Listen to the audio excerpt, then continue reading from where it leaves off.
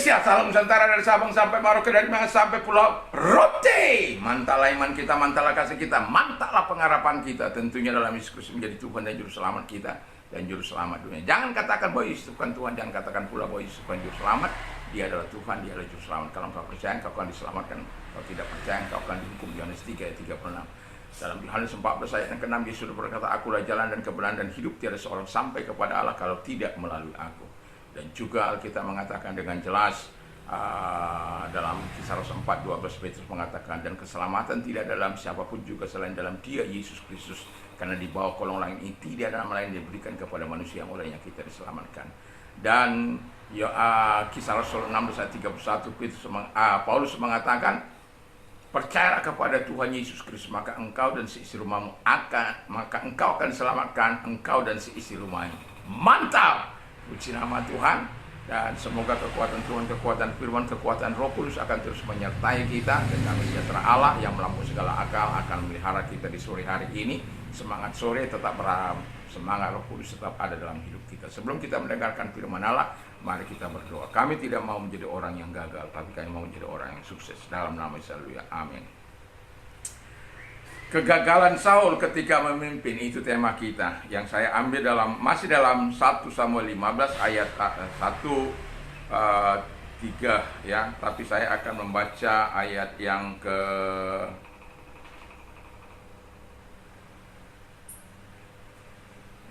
ke-22.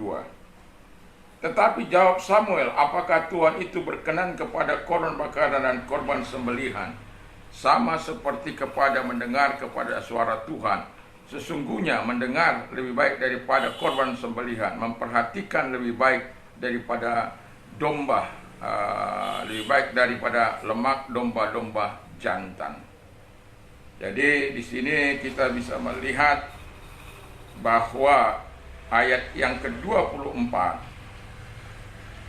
"Berkatalah Saul kepada Samuel, aku telah berdosa sebab telah kulangkahi titah Tuhan dan perkataan Tuhan,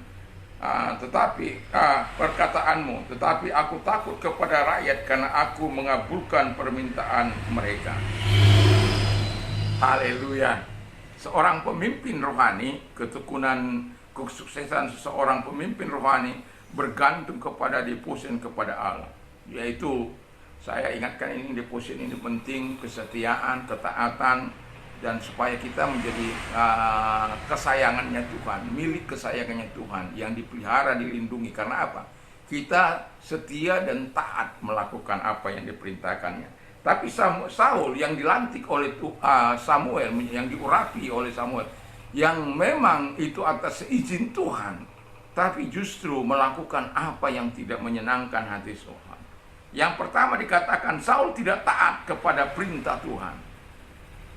Di mana ketidaktaatannya? Di ayat 3 saya sudah bilang bagaimana Tuhan mengatakan supaya membumi hanguskan Amalek, baik sapi, kerbau, semua itu dibumi hanguskan karena dosa-dosa mereka menghalangi Israel untuk berjalan ke tanah atau ke gunung Moria untuk memberikan persembahan kepada Tuhan. Dan itu satu kejahatan yang tidak dapat diampuni. Jadi kalau ada orang-orang yang merasa dirinya hebat menghalangi orang beribadah, satu kali hukuman itu pasti datang kepada mereka. Tidak bisa tidak. Karena apa? Tuhan paling tidak suka melihat orang-orang yang merasa diri lebih daripada Tuhan, merasa lebih hebat daripada Tuhan. Dan Tuhan tidak akan pernah bermain-main dengan itu. Dan itu sebabnya saya mau katakan kepada kita, biar kita terus beribadah kepada Tuhan dengan kesungguhan hati, apapun tantangan-rintangan yang kita hadapi. Nah, Saul, pertanyaan saya, apakah penyebab kegagalan Saul ketika memimpin? Penyebab kegagalan Saul ketika memimpin menurut 1 Samuel 15:1-5 adalah Saul tidak taat kepada perintah Tuhan. Jadi dia bertolak belakang dengan keinginan Tuhan. Tuhan katakan habisi, dia tidak. Oh sayang Tuhan, alasannya sayang. Ini kan mau kupersembahkan, ini kan sesuatu yang baik. Ini kan sesuatu yang luar biasa. Kan sayang. Orang korupsi itu bilang, kan itu sayang kalau nggak diambil. Saya kan mempersembahkan kepada orang, ya, persembahkan kepada gereja atau kepada apa ya,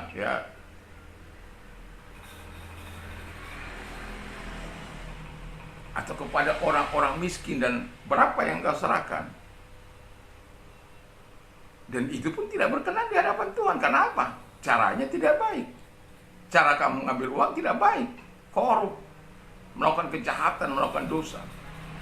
Sama dengan Samuel. Karena Tuhan sudah katakan kepada Samuel, tumpas habis, dia tidak lakukan. Dia tidak mendengarkan suara Tuhan. Dengan jalan mengambil jarahan yang dianggap terbaik, dan dia betul-betul mengangkangi perintah Tuhan. Melakukan yang jahat di mata Tuhan. Itu ketika kita tidak taat, itu melakukan yang jahat di mata Tuhan. Berpura-pura telah melaksanakan firman Tuhan. Dia ketika datang Samuel, dia katakan, aku sudah melakukan firman Tuhan. Aku sudah melakukan ini.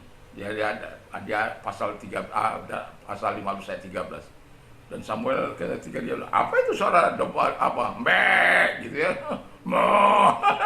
Apa itu? Oh, itu domba-domba yang terbaik, kambing domba yang terbaik, lembu-lembu yang terbaik. Untuk kupersembahkan, kami persembahkan kepada Tuhan. Itulah lahirnya ayat 22 itu.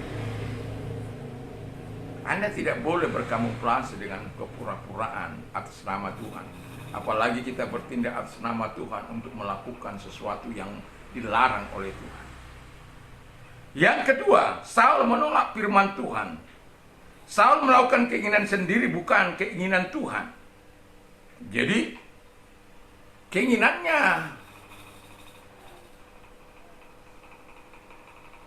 Tuhan itu harus di bumi hanguskan.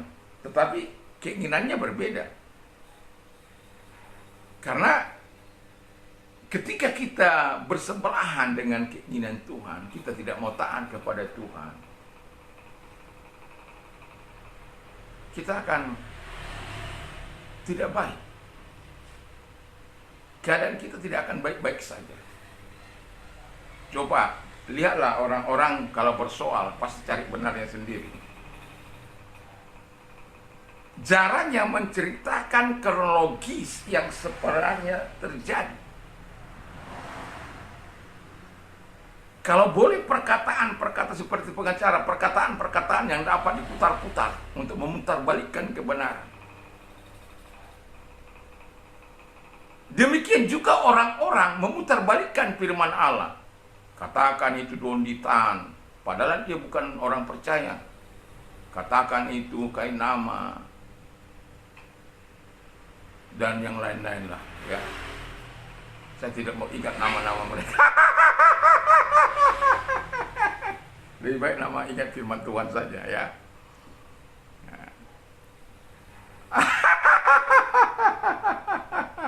Ya, puji nama Tuhan lah, ya. Jadi dia menolak firman Tuhan, menolak dengan jalan tidak melakukan perintah Tuhan. Menolak berarti bersebelahan dengan Tuhan. Menolak berarti hidup dengan caranya sendiri. Menolak berarti melakukan kehendaknya sendiri.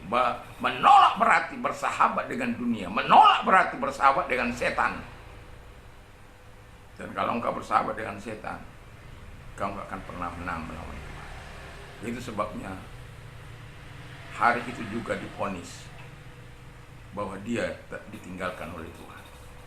Sampai Tuhan mengatakan, aku menyesal memilih dia. Bayangkan Tuhan yang baik, yang penuh cinta. Kalau engkau taat kepada aku akan berkati engkau, keturunan, dan lain sebagainya. Tapi ya itulah.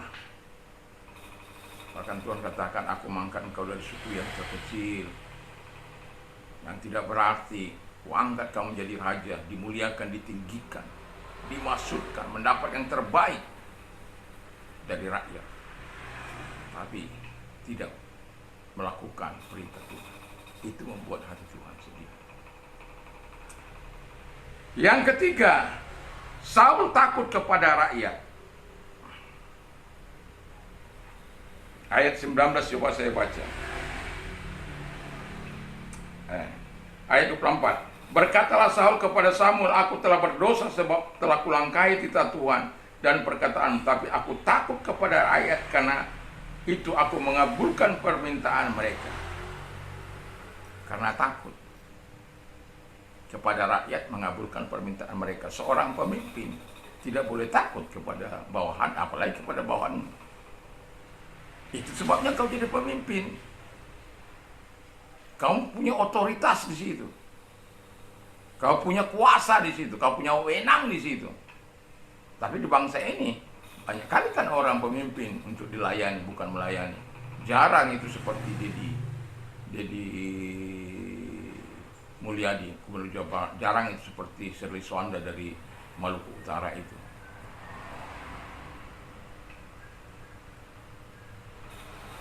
Yang melayani rakyat dengan sungguh-sungguh, yang memberikan motivasi kepada rakyatnya supaya bangkit, bangun, supaya ekonomi mereka diberkati. Sampai dikatakan, ya Selesai, berapa istrimu? Karena mau dibantu kan. Nah, kalau dua kan nggak berapa bantu.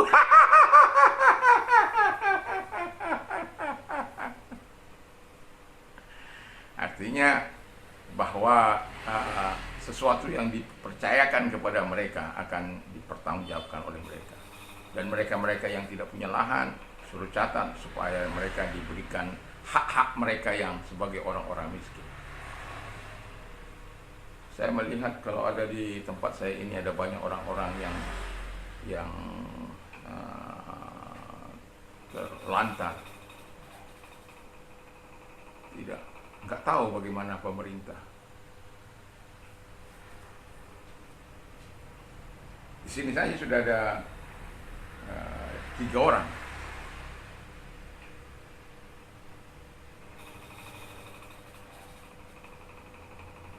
yang harus mandi di tempat saya ini. Kadangkala ada satu cewek itu mandi telanjang. Kemarin dia mau mandi telanjang, saya bilang begitu sama dia, nggak boleh, pakai sarung, pakai apa, tidurnya di emperan.